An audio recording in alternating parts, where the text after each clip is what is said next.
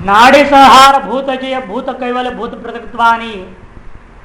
इस संस्कृत टीकाओं में देखिए सीधा साधा है, नाड़ियों का माने प्राणादियों को वहन करने वाले नाड़ियों का मध्य नाड्याम संहार, उसको मध्य नाड़ी में संहार कर, समस्त नाड़ियों को मध्य नाड़ी में संहार कर,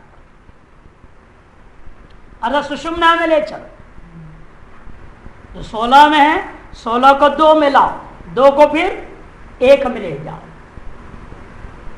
72 करोड़ 72 लाख 10,108 नाड़ियां, इन नाड़ियों में प्रवाहित हो तो प्राणों का चिंतन के माध्यम से आप 16 में घटाएंगे पहले प्रमुख, या 36 में ले लो, फिर 36 को 18 में कर दो, 18 से फिर 2 में ले आओ, 2 से फिर 1 में।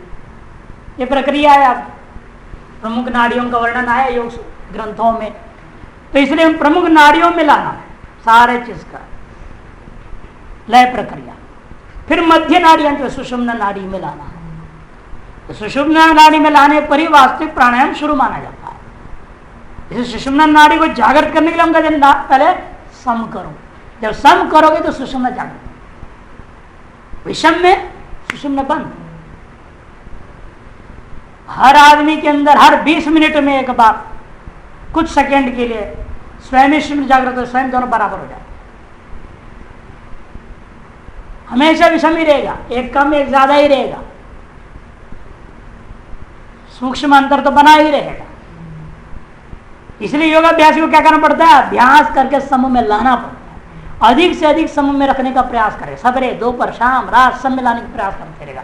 धीरे धीरे धीरे क्या होगा, 24 घंटों का समय ही चलेगा, सदा सुषुम्ना जागृत रहेगा। इसलिए उसके प्राणायाम जल्दी शीघ्रता फल देता है। जो भी आसन करता है तुरंत सुषुम्ना में रस सकता है, जो भी प्राणायाम करेगा, प्रत्याहार करेगा, धारणा करेगा, ध्यान करेगा, सब सुषुम्ना की जागृत अवस्था में कर रहा है, इसलिए उत्कृष्ट फल देता है। और आजकल जो प्रत्याहार धारणा ध्यान कर रहे हैं, इस ध्यान इसलिए फल नहीं होता है क्योंकि पहले श्वास को समूह में लाया ही नहीं, सुषुम्ना जगह ही नहीं, तो ध्यान करेगा तो कहां उसका रिएक्शन फल होगा, कहां प्रतिक्रिया होगी उसकी, कुछ फायदा नहीं होगा, उपद्रव होगा उल्टा।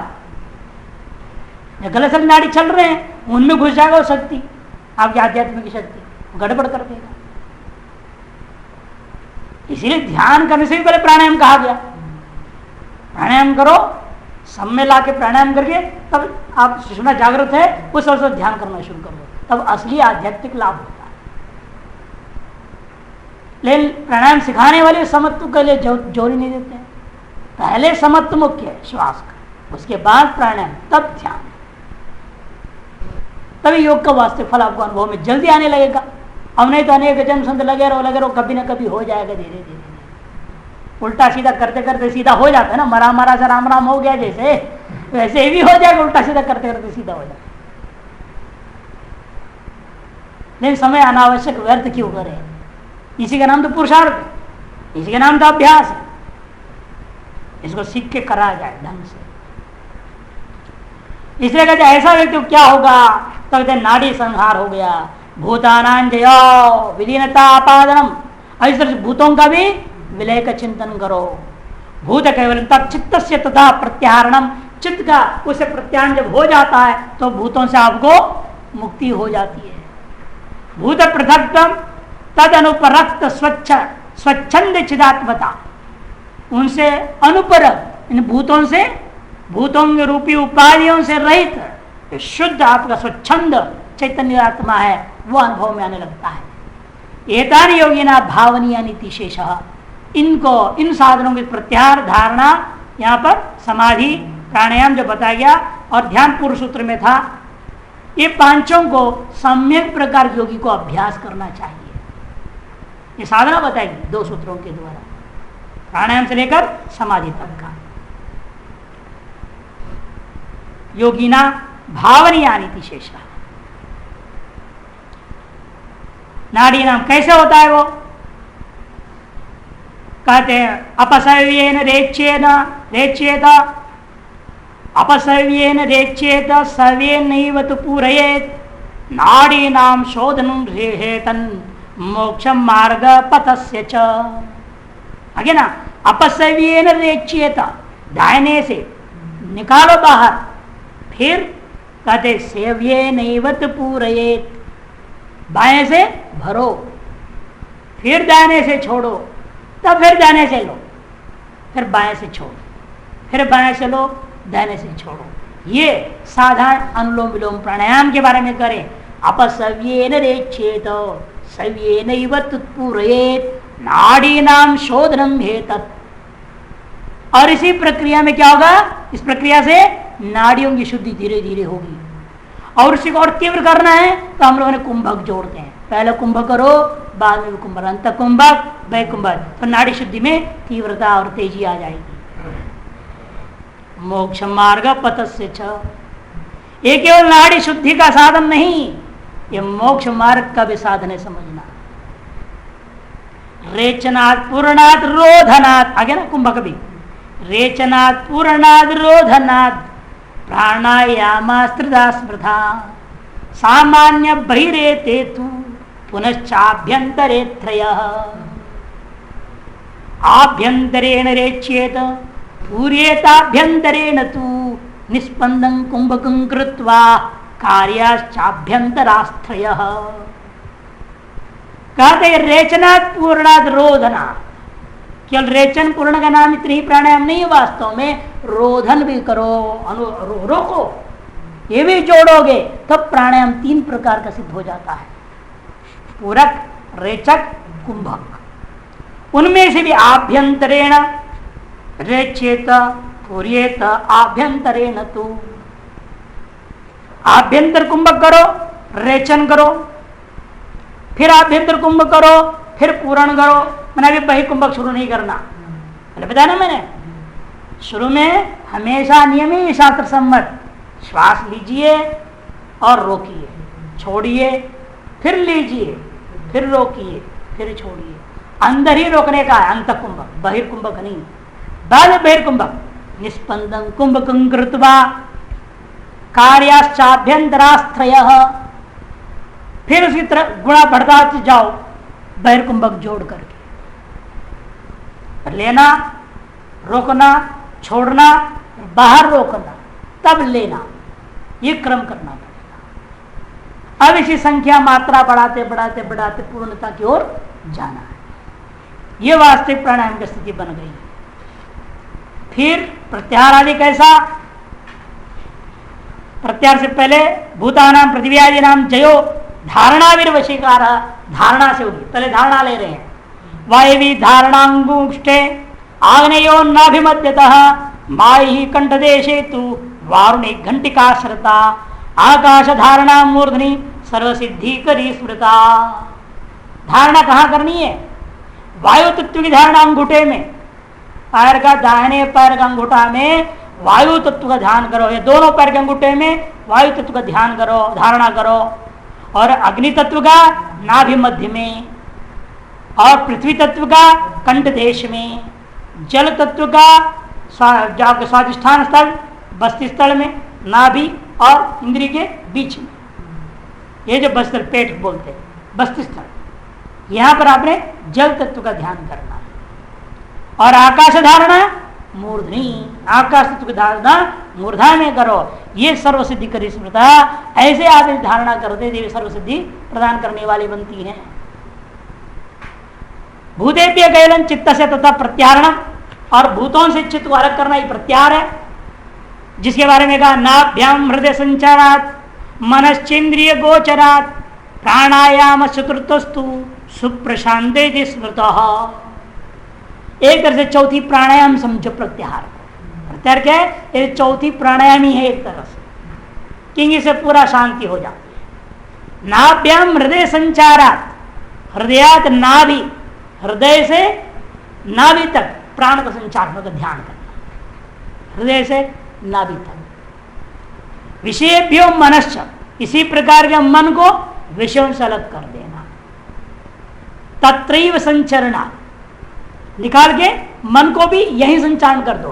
प्राण और मन दोनों एक साथ हो जावे यदि, इससे बड़ा प्रत्याहार नहीं है। इसलिए हम बार बार कहते ध्यान करने के लिए लोगों को सबसे सरल ध्यान क्या करना, बैठो और श्वास का ध्यान करो। अपने आप आपका मन प्राण एक हो जाएगा। क्रोध है, जो भी है, लोभ मोह सारी वृत्तियां गड़बड़, टेंशन पेंशन सब स्वाहा।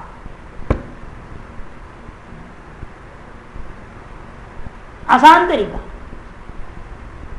बस बैठो, कैसे भी बैठो या लेटो, अपने श्वास को देखो, देखना, लेना नहीं, छोड़ना नहीं, कुछ नहीं करना, चलता हुआ श्वास को देखना।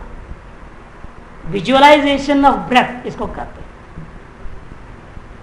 और कितनी मात्रा में आ रहा है, कितनी मात्रा में जा रहा है, गर्म आ रहा है, ठंडा आ रहा है, गर्म जा रहा है, ठंडा कैसे आ रहा है, जा रहा है, कितनी मात्रा में आ रहा है, जा रहा है, घूम घूम के जा रहा है, इधर छूते हुए जा रहा है, उधर छूते हुए जा रहा है, कौन सी तत्व है।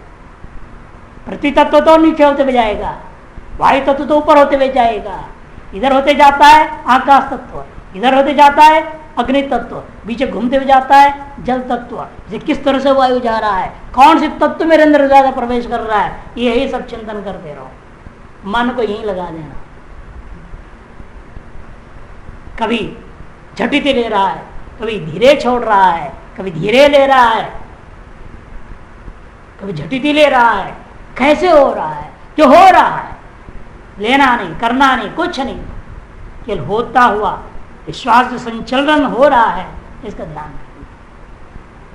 मन और प्राण दोनों का एकीकरण कर देना, ये सर्वोत्कृष्ट प्राणायाम कोटि में ले लिया इन्होंने। सुप्रशांत स्मृत हो, सुप्रशांत प्राणायाम भी लोग इसको कहते हैं। और अंत भूते पृथक्त्वम था, तद अनुप्रक्तत्वादि ले लिया।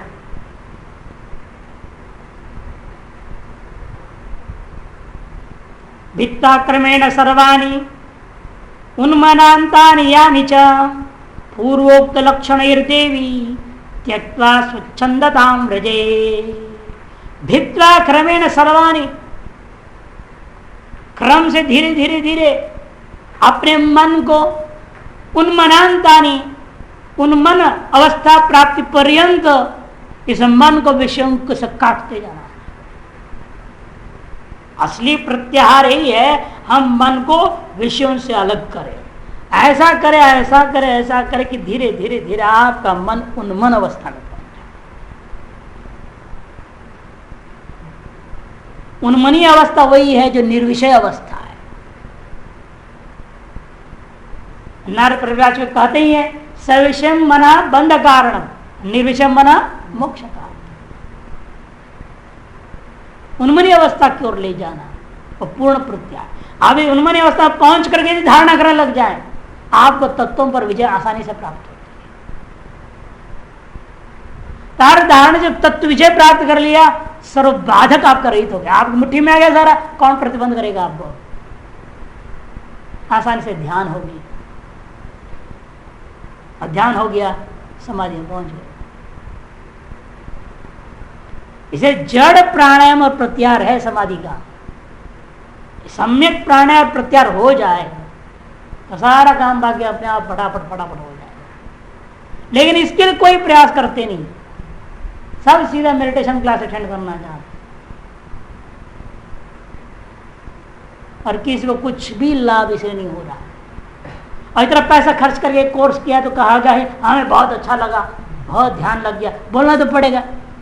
ये थोड़ी कह रहे हम तो मूर्ख बन गए, बेकार पैसा गया, ये तो कह नहीं सकते। और सत्य तो कौन बोलता है, सत्य कोई स्वीकार करता ही नहीं, इज्जत का सवाल बना लेते हैं। इसे कहें हाँ बहुत बढ़िया हुआ है, बड़ा समाधि लग गई, ऐसे झूठ बोलेंगे और क्या करेंगे। 10,000 15,000 दिया है तो झूठ बोलने के लिए दिया ना। ये दुर्दशा है इस संसार। सत्य कोई बोलता नहीं और होता कुछ है ही नहीं, असली प्रक्रिया कोई पकड़ते नहीं। और शास्त्रकार साफ सब इन बातों को कहते हैं, हर बार बारंबार समझाते इस बात को। यद्यपि इसी भूत संधान भूत पृथक्त्व विश्व संघट्ठा नाम का एक सूत्र पहले पढ़ा था 20 में, उसी को दूसरे शब्दों में यहाँ पर नाड़ी संहार आदियों में। और इस प्रक्रिया में चलते वक्त आपको सिद्धियां मिल जाते हैं। और जो व्यक्ति ऐसे नहीं करेगा, उसकी क्या दशा होती है, वो किस प्रकार के सिद्धियों की जाल में फंसता है, उसको अगले सूत्र से बता रहे हैं। पतन का कारण कैसे हो सकता है? थोड़ी सी वहां तरफ आसक्ति गई, ध्यान उस तरफ चला गया, आदमी पतन होते जाता है। और क्यों होता है ऐसे सिद्धि? क्यों आपका आकर्षण? मोह आवरणात् सिद्धि ही, मोह आवरणात् सिद्धि ही, मोह आवरण की वजह से सिद्धि होती है। मोह के द्वारा हमारे अपने स्वरूप का आवरण जब हो जाता है, हमारे बुद्धि सिद्धि की ओर चली जाती है। इसलिए कहते हैं अवतरणिका में हिंदी वाले यहां इस प्रकार माइक, प्राकृत, भौतिक, ऐश्वर्य शक्ति संपन्न यह प्रमाता योगी नाना सिद्धि चालों में व्यामोहित होकर कहीं चिदानंद सत्स्वरूप के अनुभव से वंचित तो नहीं हो जाता? यह प्रश्न अवतरणिका में। ऐसे तो कहीं नहीं होगा, कहीं फंस ना जाए वो और वंचित ना हो जाए।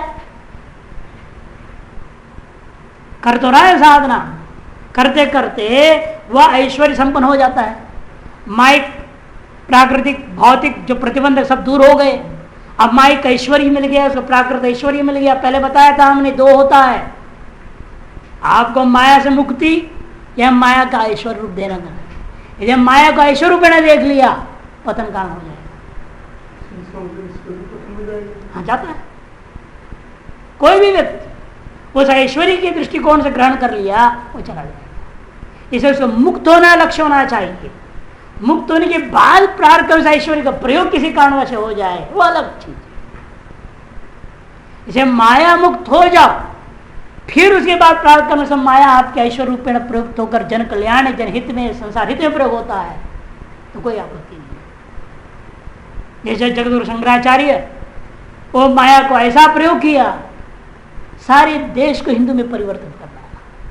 सारी रिद्धि सिद्धि प्रयोग किया उन्होंने, हर रिद्धि सिद्धि का प्रयोग किया है उन्होंने। शंख फूंक करके सब हिंदू बना देते। जिसके कान में फूंक पड़ा, आवाज गया शंख का, वो हृदय उसकी साफ हो जाती थी और अपने आप बदल जाता था। जो बौद्ध था, जो भी रहा, वो फट बदल जाता था और वापस सनातन धर्म में चला जाता। ऐसे वर्णन है उनका। यही कि आसानी से उन्होंने कर दिया, शास्त्रार्थ कर दिया, 10-20 जगह सब हिंदू हो गए, सर राजा हिंदू हो गए। ऐसे कैसे हो जाएंगे? केवल शास्त्रार्थ करने से नहीं हुआ, कैसे लड़ाई भी लड़नी पड़ी। उसे नागों को फौज बना करके लड़ा दिया, दबाया उसको अपने सिद्धि। उनको कहां से आएगा ताकत? सिद्धि प्रयोग सन्यासी खुद तो शस्त्र उठा नहीं सकते थे, तो शस्त्रों से उठवाया और अपने आशीर्वाद दिया, अल्लाह जैसा भी सेना होगा राजा सब स्वाहा हो जाएगा, तुम चलो चिंता मत करो, मार। अपनी सिद्धियों से उनको ताकत दी और उनके माध्यम से करवाया काम। जैसे भगवान अर्जुन के द्वारा मरवा रहे हैं। तो हर सिद्धि का प्रयोग किया। देखो कापालिक का अटैक हुआ, तब क्या किया? दूसरे शरीर में चले गए, वो शरीर को छोड़ दे गुफा के अंदर, पर काय प्रवेश किया। मैंने ऐसा कोई सिद्धि नहीं जो उनके जीवन में वर्णन नहीं आ रहा है, सारे सिद्धि प्रयोग कर। वो तो इसलिए माया से मुक्त थे, उन्हें कोई फर्क ही नहीं पड़ा, उसका प्रयोग कर रहे अनायास और जनहित, संसार हित में किया, सनातन धर्म की स्थापना के लिए की दोबारा। अपना कोई स्वार्थ कहीं कुछ लेश मात्र की नहीं, मान सम्मान कुछ ईश्वर इच्छा से। इसलिए कहते यदि कोई इस तरह से माइक, प्राकृतिक, भौतिक वस्तु ऐश्वर्य शक्ति संपन्न मान लिया अपने आप को, तो यह प्रमाता जो योगी है, नाना सिद्धि जालों से व्यामोहित होकर अपने चिदानंद स्वरूप स्वरूप से गिर सकता है। उस अनुभव से वंचित रहने का मतलब क्या? पतन होना। इस पर उमारमण कहते कि देखो भाई, यह अवश्य ही संभावना है। साधना के मार्ग में यह खतरा से कोई बचा नहीं है। मोहावरणात् सिद्धि ही, यद्यपि उक्त सिद्धियां स्वरूप प्राप्त योगी को चित स्वरूप आत्मबल से ही प्राप्त होती हैं। यद्यपि सारी सिद्धियां जो स्वरूप में स्थित हो गया योगी, उसको तो चित स्वरूप के रूपी आत्मबल से स्वतः प्राप्त। तथापि इनका उपयोग क्राम क्रोधादि रूप स्वरूप आच्छादक मोह दशा में ही होने से, इसका उपयोग कौन कर सकता, प्रयोग कौन करेगा? जिसके अंदर काम क्रोध आदि नहीं है वो कर नहीं सकता, चाहे वो आचार्य शंकर हो चाहे कोई। इच्छा जगेगी, कामना उनके अंदर हुई, मैं इस धरती पर दोबारा सनातन की स्थापना करूं, मैंने चाहे इच्छा हो, आप इच्छा नहीं जगी ना, ईश्वर सारे काम जो है पत्ता भी ईश्वर की इच्छा से नहीं हिलता, बात अलग है। जो रावण हत्या किया, गड़बड़ कर रहा है, वो भी ईश्वर की इच्छा से हो रहा है, सारे ईश्वर की इच्छा से हो रहे हैं, वो बात अलग चीज है। लेकिन यहाँ बात हो रही है हम अपने मोह से कर रहे हैं कि ईश्वर की इच्छा, ये फर्क कैसे करोगे आप तो यही तो तर्क आजकल जितना महत्व प्रयोग कर रहे हैं, हम जो कर रहे ईश्वर की इच्छा से कर रहे हैं। यही तो मैं कर रहा हूं, इसलिए ये जाल में नहीं फंसना, इसे ये भी सोचो वो ये भी इसकी कामना से हो रहा है, और तुम्हारी कामना के अनुकूल ईश्वर की इच्छा है या नहीं। हमारे अंदर जो कामना हो रही है वह कामना ईश्वर की कामना से हमारे अंदर कामना आई है या नहीं, ये उसी से सिद्ध हो जाते थे उसके व्यवहार से। ये लोग जैसा व्यापारिक तौर कर रहे हैं, जनहित मुख्य नहीं, इनको तो जन कल्याण से कोई मतलब नहीं, संसार कल्याण से मतलब नहीं, धर्म की रक्षा से कोई मतलब नहीं, गौ गंगा गायत्री गुरु गोविंद की रक्षा से कहा मतलब इनको। इनको तो अपना ही गति में कितना माल आ रहा है उसे मतलब रहता है। इसका तुम्हारी इच्छा मोहवशात ईश्वर की वजह से नहीं, ये मोह वजह से तुम्हारे अंदर कामना जगी है। कामना तब भी होती अब भी हो रही है, इन ईश्वर की इच्छा के मुताबिक आपकी कामना यदि है, आपकी हर कामना सफल होगा, किंचित अभी उसे बाधा नहीं आएगी। ये शंकराचार्य के अंदर कामना जगाया गया, बचपन में इनको उनके पिता ने समय बताया क्या हालत है सनातन धर्म का, अनेक दृष्टांत से दिखाया उनको, तो उनके मन में जगा, नहीं फिर मुझे सनातन वापस स्थापना करने के लिए प्रयास करना पड़ेगा, कर्म की भ्रांतियों दूर करनी पड़ेगी। उन्हें दिखाया दे कुष्ठ रोगी हो गया, उसको ले जाकर फेंक दिए, अन्न जल से भूखा मर जाए सड़ जाए, ये दिखाया उनको। एक से एक चीज उनको दिखाया पिता ने, क्या अन्याय हो रहा है, क्या हमारा सनातन धर्म यही कहता है। इस रूढ़ी रीति रिवाज अंधा विश्वास से क्या क्या कर रहे हैं लोग, इन सबको दूर करना है हमने। वह उसके अंदर यही कामना जगी, मैं अंधविश्वास ये जो रीति रिवाज झूठा फूटा है सबको दूर करूंगा। वैदिक कर्मकांड में खाने के लिए ही जो पशु यज्ञ कर रहे उसको मिटाऊंगा, यह संकल्प लिया। वो इच्छा निर्बाध सफल हुआ, क्यों? वो ईश्वरी इच्छा तब मानी जाएगी, इनकी इच्छा नहीं। ये जो कह रहे हैं हम भी इच्छा ईश्वरी इच्छा कर रहे हैं, यदि ऐसा होता निर्बाध तुम क्यों नहीं सफल हो रहे हो भाई? ठीक है, पैसे के लिए हाय भग छूट जाए तो हाय हाय हो रही क्यों?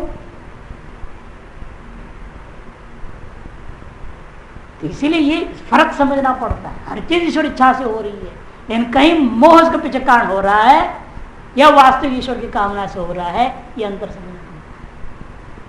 इसी का कहना है कि इसका इनका जो उपयोग होता है हमेशा कैसे होता है, काम क्रोध आदि रूप स्वरूप के आच्छादक मोह है, उसी दशा में ही होने से इनका उपयोग करने वाला इनमें आसक्त योगी होगा, इनमें आसक्त योगी इनका उपयोग करने वाला होगा। मुख्य लक्ष्य सच्चिदानंद स्वरूप के अनुभव से वंचित तो होता ही है।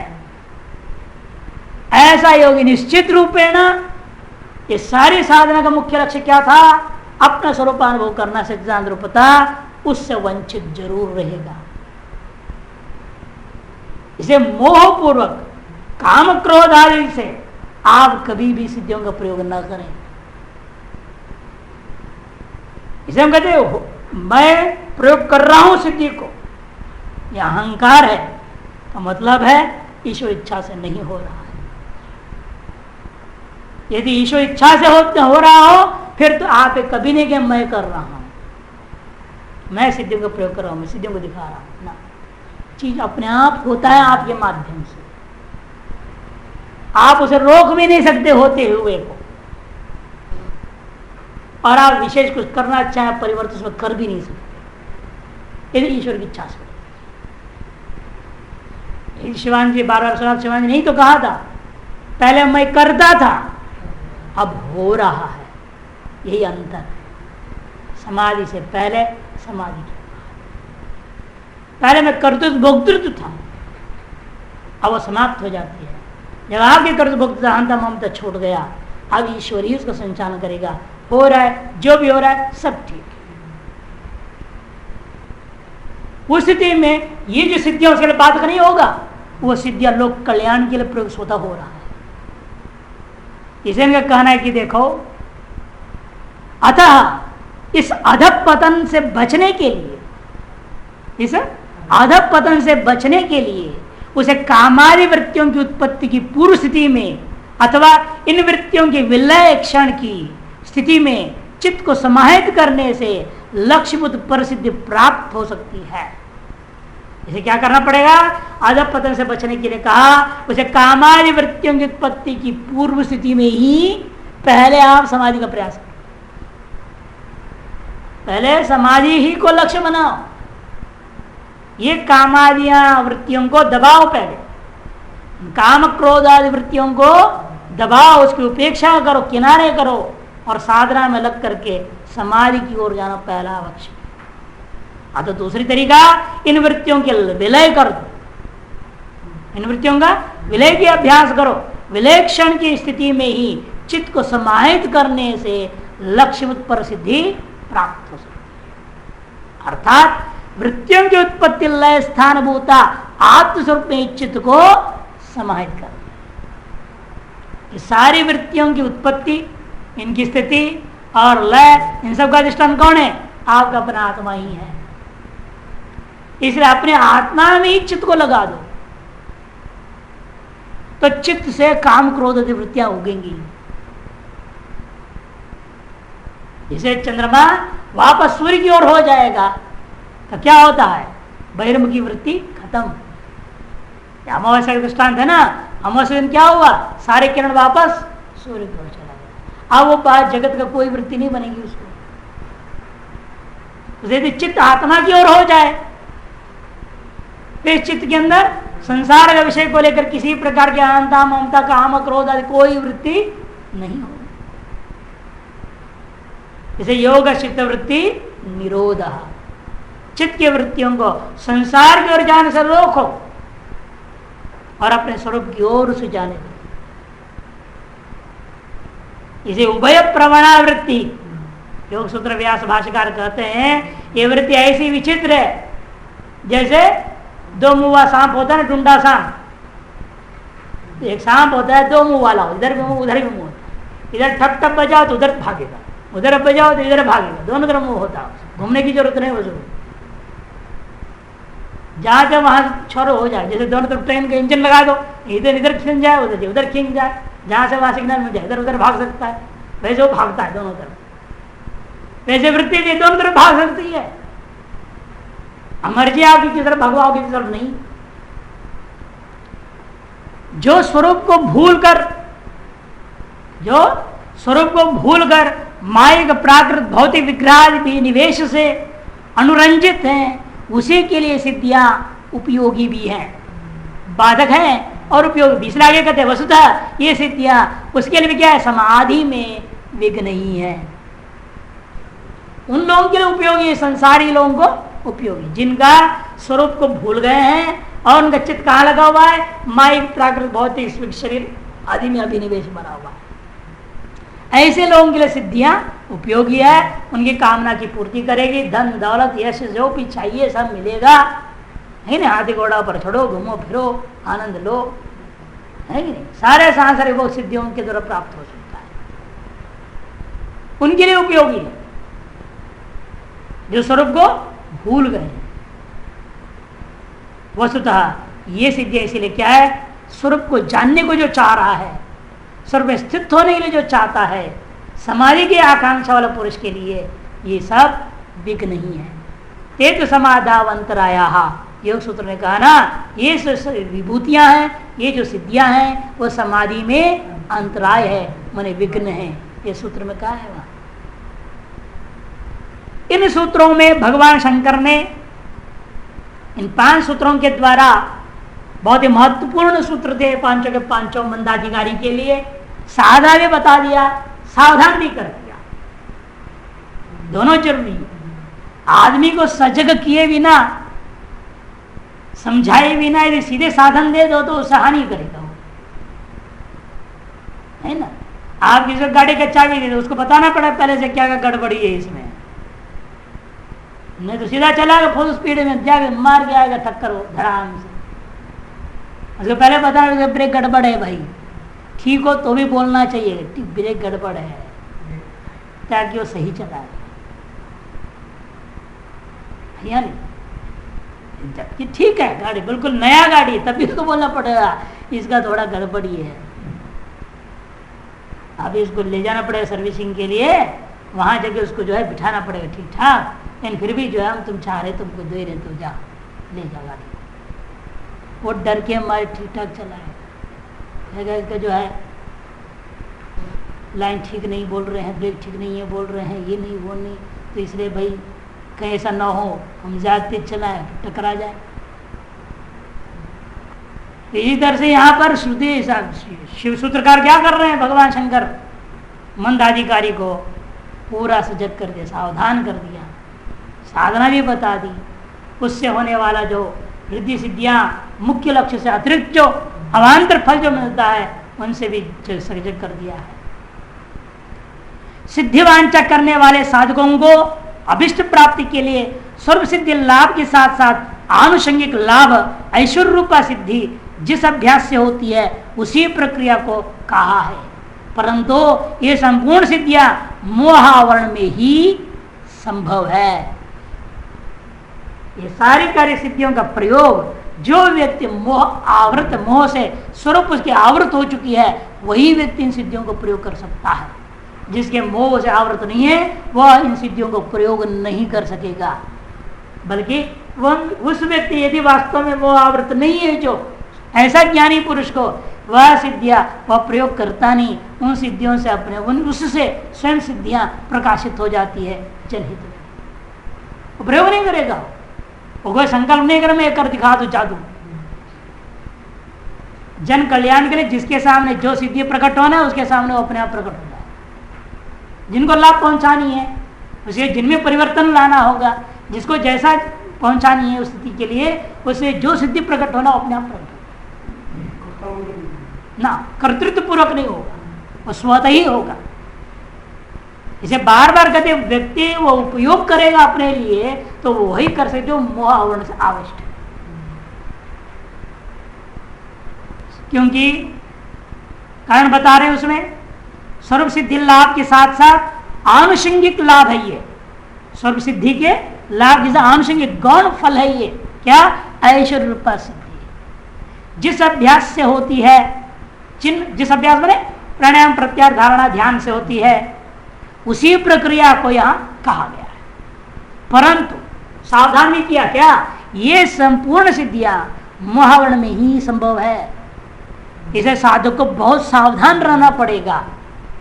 जब तक अपना मोह अविद्या सहित अविद्या क्षेत्र उत्तरेशम, अविद्या सहित राग द्वेषाभिनिवेश नाम का 5 जो चीजें हैं, ये अविद्या रूपी खेती, अविद्या क्षेत्र उत्तरेशम का अविद्या रूपी खेती में 4 जो उत्पन्न होते रहते हैं, ये सारा नष्ट जब तक नहीं होता तब तक सिद्धियों को स्वतः संकल्प से प्रयोग कर रहे ही ना, तब वो स्वरूप की ओर जा सकता है।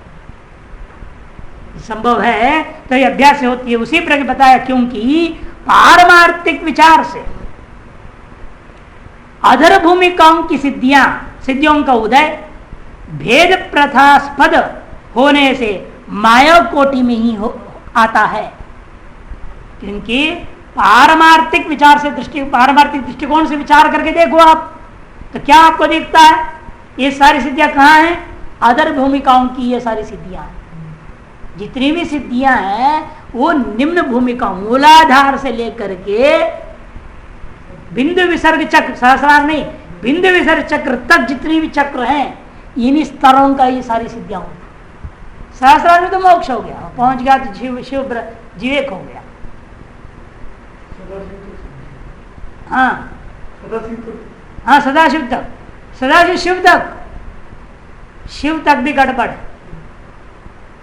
शिव शक्ति सदाशिव ईश्वर है ना, शुद्ध विद्या, वहां तक भी।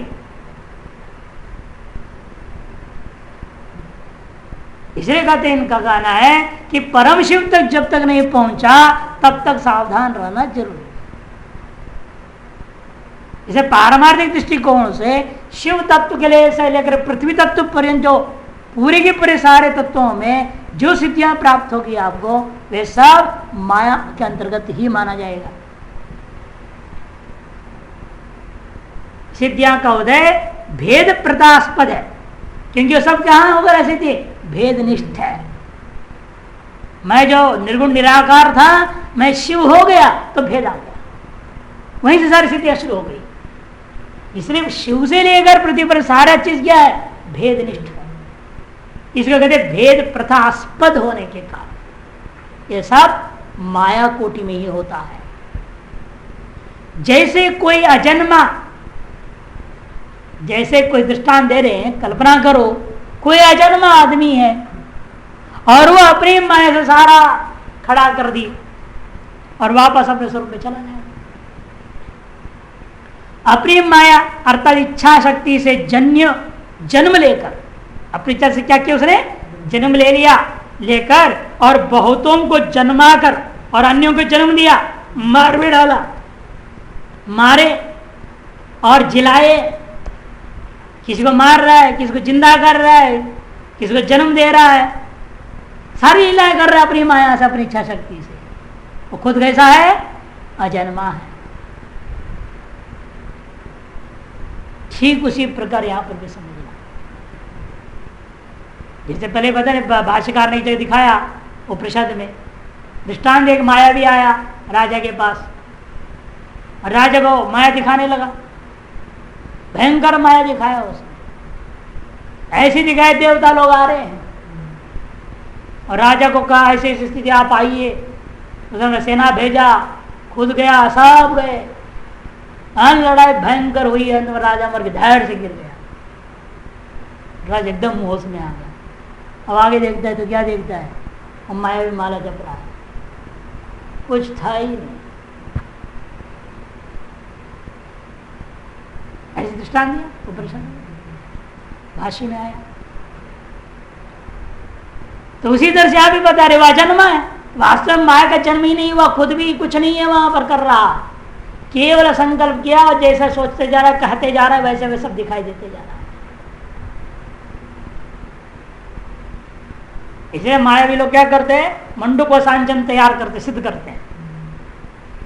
मंडूक वसा, जो मेढक होता है ना, उसकी वसा लेते हैं, उसको घी में जला के अंजन बनाते हैं, उसको मंत्र से सिद्ध करते हैं। सिद्ध करने में क्या करते हैं? डंडा होता है, और डंडे में थोड़ा सा अंजन यूं लगा देते हैं, हल्का सा, बस ऐसा उसको घुमा देते हैं लट। आप देखते हैं जो भी क्यों घुमाते हैं, वो आंख बांध देते हैं। मुंडू वसांजन को आपके सामने घुमा दिया और वो जो बोलेगा वो आपको दिखेगा, उसको भी दिखेगा। हाँ, तो माया प्रयोग कर रहा है ना। आप मायातीत थोड़े हो गए। आज जितना भी अशुद्ध अंतःकरण वाले हो जाइए, इन आप सशरीर बैठे हैं तो मायातीत तो है ही नहीं। अब मायातीत हो जाइए तब आपको, भले वो ऐसा ना हो, लेकिन जब तक आप माया के अधीन, माया विशिष्ट, माया कार्य में समाविष्ट है, तब तक आपको वो चीज वो जैसे बोलेगा वही दिखेगा। बोलते हैं उधर देखो आदमी खड़ा है दूध का गिलास लिए हुए, यहाँ देखो एक आदमी खड़ा है मुंह खोले हुए, और ये चूसेगा पानी दूध को, यहाँ दूध पी लेगा, वो गिलास वहां है, वो कह सुनाई देगा आपको आवाज, वो बच्चे को बोलेगा ऐसा करो, वो करेगा, और वो गिलास खाली हो गया, देखा आपने गिलास खाली हो गया, ऐसा बोलेगा। आप भी ऐसे हाँ गिलास खाली हो गया, ना तो गिलास खाली हुआ ना उसने पिया, कुछ भी नहीं हुआ। ये सारा मंडूक वसांजन की खेल होती है। उसके मंत्र को सिद्ध कर दिया, हाँ देखा है, प्रकृति भूत जानता हूँ, मंत्र जानता हूँ, बता दूंगा आपको, चाहे सिद्ध कर लो। आप माया भी बन जाओ, इंद्रजालिक बनो, पैसे कमाओ, पानी को ऊपर चलते भी है, सब कर सकते, वो सब चलते, पानी को ऊपर चलते हैं, वो सब दिखता है आपको। हाँ नहीं चल रहा कहीं भी, वो चलता हो तो कुछ नहीं है, वो बोल रहा है मैं चल रहा हूँ देखो, और आप देख रहे हैं हाँ चल रहा है, कुछ नहीं चलता वहां पर। होता बड़े विचित्र ड्रामा है। बचपन में हमको पता चला, ये चीज हमको बचपन में पता चला। स्कूल में थे, एक आया मायावी कर रहा था, हमने अपने नाना जी को पकड़ा, नाना जी से पूछे ये कैसे करता है ये, वो कैसे बच्चा को काट दिया, टुकड़ा कर दिया और फिर जोड़ दिया, ऐसे कैसे होगा, झूठ होगा ये तो। अरे ऐसे झूठा ऐसा वैसा ऐसा होता, उन्होंने बता दिया। मैंने पीछे पड़ गया, फिर धीरे धीरे कहा, रोज लगा रहा था मंत्र बता क्या है कैसा। फिर उन्होंने कहा कि ये मंत्र बता। अब मंडूक वसा को कैसे लाऊं मैं, कहाँ से मिलेगा। हमने बड़े भाई साहब को पकड़ा, सबसे बड़े वाले पढ़ते थे कॉलेज में, बायोलॉजी को करते ना, वहाँ काटना पड़ता है छिपकली, जिस मेढक। मैंने उसे कहा तो थोड़ा वो लिया, हम देखेंगे ना कैसे होता है। सीधा साधा सीधा बच्चा, चलो ला के दिखा देंगे क्या फर्क पड़ता है, उन्हें क्या उन्हें करेगा क्या इसका। वो ले आए, दिखा दिया। 2-4 दिन बाद लैपटॉप में जब मौका मिला तो ले आए, अच्छा ऐसा होता है, ये बड़ा विचित्र है, दुर्गंध आ रहा है, लेकिन क्या करें इसको, जला देते हैं। मैंने बोला जला दो उसको, बस देख लिया हो गया, अब क्या करना है, जला देते हैं। हाँ जला दो बोल दिया, उसको मौका मिला जला दिया, जला के राख बन गया, मुंडक वसा मिल गया और उसको घी में घोल कर वसांचल बना लिया। अब हमने क्या मंत्र प्रयोग करके सिद्ध करना है, अब इसमें कोई प्रक्रिया और तो साधन कुछ और होगी, मंत्र तो मालूम, चीज तो तैयार हो गया, अब प्रक्रिया मालूम नहीं ना, इसमें क्या और किसी देवता की पूजा करना पड़ा होगा, पर तो कुछ होगा, चलो मंत्र जब छोड़ो जाए, मंत्र कोई देवता होगा। फिर नाना जी को पकड़ा, नाना जी बोले हम समझ गए, तो क्या करना चाह रहा, अरे दुष्ट ये गंदा काम करेगा तो ब्राह्मण होकर के, बहुत फटकारा उन्होंने,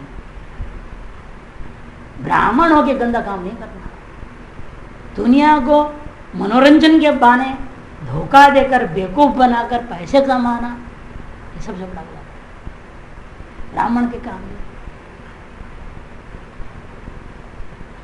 हमने कान पकड़ा, छोड़ो भैया, फिर उसको ले जाकर फेंक दिया। जब फेंक दिया, उनको बताया मैंने, सब फेंक दिया, पूछा मैं प्रक्रिया बताओ मेरे को, मैं करूंगा नहीं, कसम खवाया गायत्री का जन्म पकड़ करके, तब उन्होंने मेरे को बताया कि ये है अमुक इसके देवता है, ये तरीका है, इस तरह तुम पूजा करोगे इन चीजों से, और तब जब करोगे तो सिद्ध होएगा।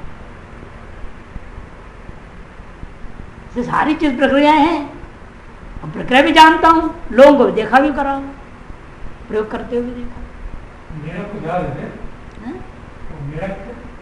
मेढक, मेढक की वसा, जो मांस, जो चमड़े के नीचे मांस नहीं होता, white white white layer layer वसा, वो उसको जला गया था, मंडक वसांचन बोलते हैं उसे। ऐसे मायावी ने कर दिखाया, तो अंत में क्या हो, इस प्रकार भौतिक प्राकृत माइक सकल सिद्धि मात्र माइक ही है। इसलिए प्रभु ने कहा मोहावरणा सिद्धि ही,